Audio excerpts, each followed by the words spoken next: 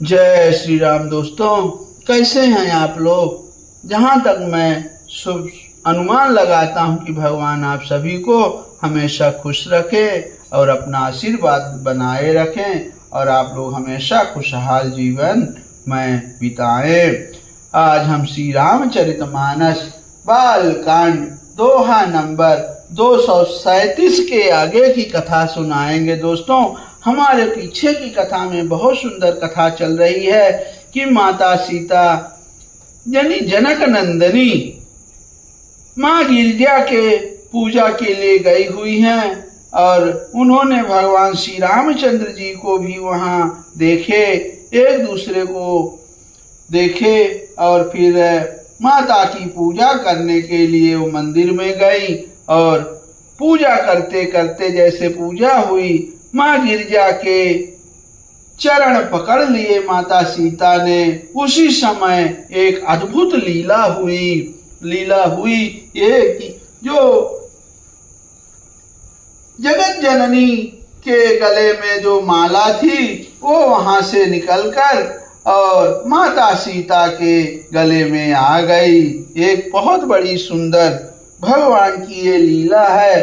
तो वो कथा, अब उसके आगे की कथा हम बहुत सुनाएंगे आपको कि बहुत सुंदर कथा है। दोस्तों, पूरी कथा सुनिएगा कि जनमु सिंध पुनि बंधु विषु दिन मलिन सकलंक असीय सुख समता पाओ किमी चंदुबा पुरो रंग। यानी खारे समुद्र में तो इसका जन्म फिर उसी समुद्र से उत्पन्न होने के कारण विष इसका भाई, दिन में यह मलिन शोभाहीन निस्तेज रहता है और कलंकी काले दाग से युक्त। ये बेचारा गरीब चंद्रमा सीता जी के मुख की बराबरी कैसे पा सकता है। ये कथा है दोस्तों कि भगवान श्री रामचंद्र जी जब शाम के समय संध्या वंदन के लिए निकले तो उन्हें चंद्र देव दिखाई दिए। तो चंद्र देव में पहले उन्होंने सोचा कि ये सीता जी का मुख दिख रहा है, लेकिन वो बाद में उनको अनुभव हुआ कि ये सीता जी कहाँ, सीता जी तो इससे भी सुंदर हैं। वही कथा अब आगे है कि घटाई बढ़ाई बिरहन दुखदाई अग्रसाई राहु निज संधि पाई कोकर शोक प्रद पंकज द्रोही अवगुण बहुत चंद्रमा तो ही। फिर यह घटता बढ़ता है और विरहणी स्त्रियों को दुख देने वाला है। यानी राहु अपनी संधि में पाकर इसे ग्रस लेता है। चकवे को यानी चकवी के वियोग का शोक देने वाला और कमल का वैरी उसे मुरझा देने वाला है।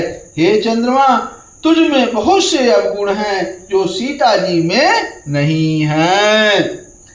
ये वैदेही मुख पट तर दीने अहो ही दोष बड़ अनुचित कीने सिय मुख छवि विधु ब्याज बखानी अगुरु पही चले निशा बड़ी जानी।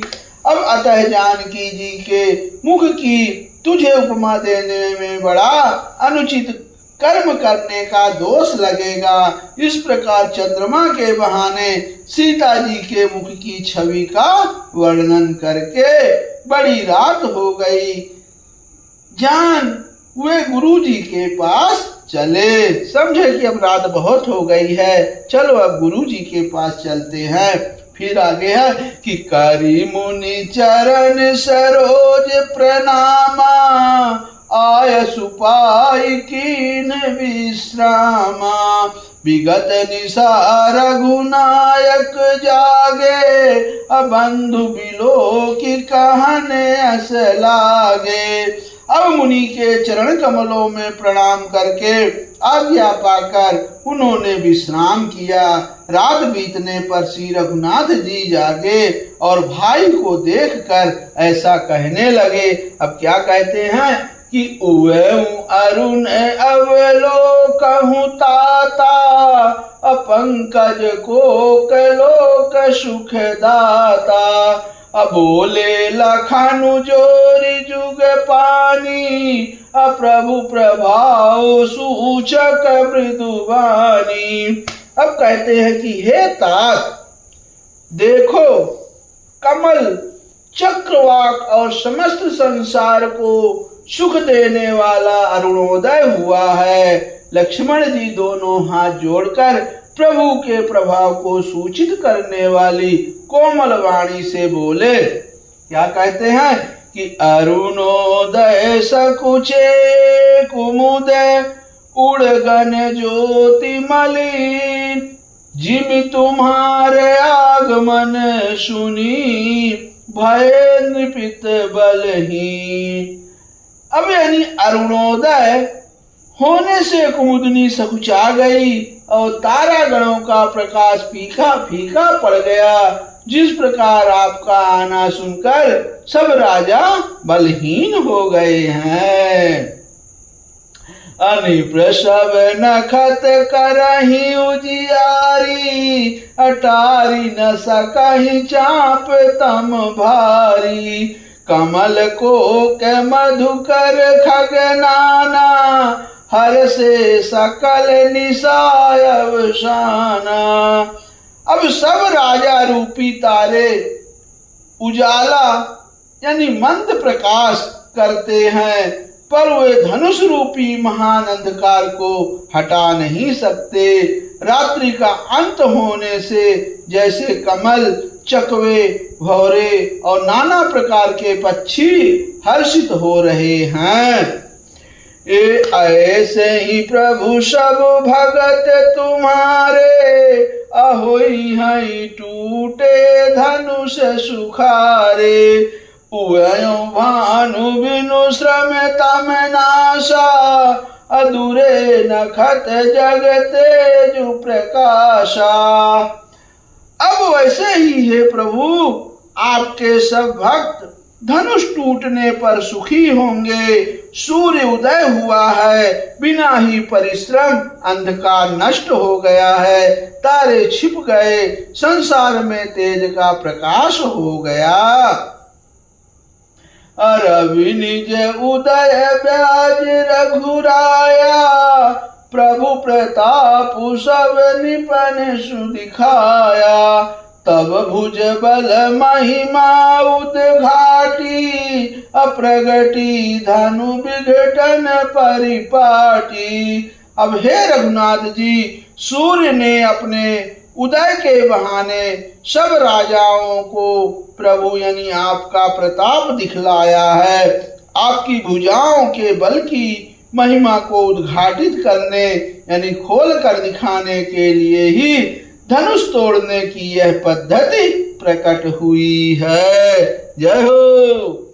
ए बंधु वचन सुन प्रभु मुस्काने, अहो ही सुचि सहज पुनीत नहाने। नित्य क्रिया करि गुरु पहि आए, चरण सरोज सुभग सिर नाए। अब भाई के वचन सुनकर प्रभु मुस्काए। फिर स्वभाव से ही पवित्र श्री राम जी ने शौच से निर्वृत्त होकर स्नान किया और नित्य कर्म करके हुए गुरु जी के पास आए। आकर उन्होंने गुरु जी के सुंदर चरण कमलों में सिर नवाया। शतानंदु तब जनक बोलाए, अकौशिक मुनि पहि तुरत पठाए। जनक विनय तिन आई सुनाई, हर से बोल लिए दो भाई। अब देखिए कि यहाँ तब जनक जी ने शतानंद जी को बुलाया और उन्हें तुरंत ही विश्वामित्र मुनि के पास भेजा। उन्होंने आकर जनक जी की विनती सुनाई और विश्वामित्र जी ने हर्षित होकर दोनों भाइयों को बुलाया। शतानंद पद बंदी प्रभु, बैठे गुरु पही जाय, अचलहु तात मुनि कहूँ तब, पठवा जनक बुलाय, लखन सियावर रामचंद्र बजरंग बली, महादेव देव कौशल किशोर की जय, गोस्वामी तुलसीदास की जय, शारदा मैया जू की जय। अब दोस्तों इसके आगे की कथा हम आपको सुनाएंगे। अब सीता स्वयंवर की कथा आने वाली है, बहुत सुंदर कथा। अब वही कथा है कि सदानंद जी के चरणों की वंदना करके प्रभु श्री रामचंद्र जी गुरु जी के पास जा बैठे। तब मुनि ने कहा, हे तात चलो, जनक जी ने बुला भेजा है। अब बुलावा आया, यहीं पे हमारा मास परायण 8वां विश्राम और नवह परायण दूसरा विश्राम चालू होगा। तब आगे की कथा हम सीता स्वयंवर की कथा आपको सुनाएंगे। तब तक के लिए आप सभी को मेरा जय श्री राम। आगे फिर मिलते हैं। जय सीताराम।